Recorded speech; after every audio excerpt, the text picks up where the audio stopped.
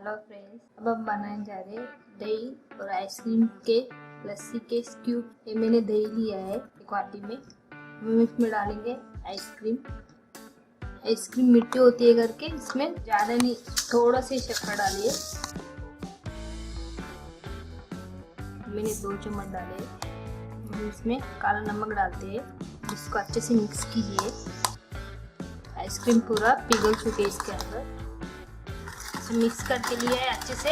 अगर आपको ज़्यादा गाढ़ा लगे तो थोड़ा सा पानी डालिए इसमें, फिर से मिक्स कीजिए इसको अच्छे से। देखिए मैंने इसको अच्छे से मिक्स किया है।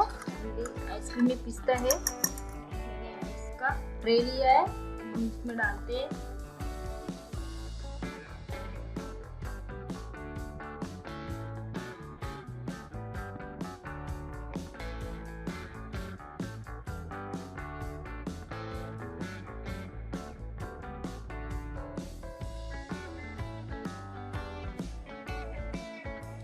फ्रेंड छोटे छोटे टुकड़े करके लिए काजू के, इसके ऊपर डालते हैं।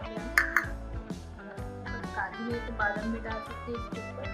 देखिए फ्रेंड हो गया हमारा बना। अब हम इसको फ्रीजर में रखते हैं 2 घंटे के लिए।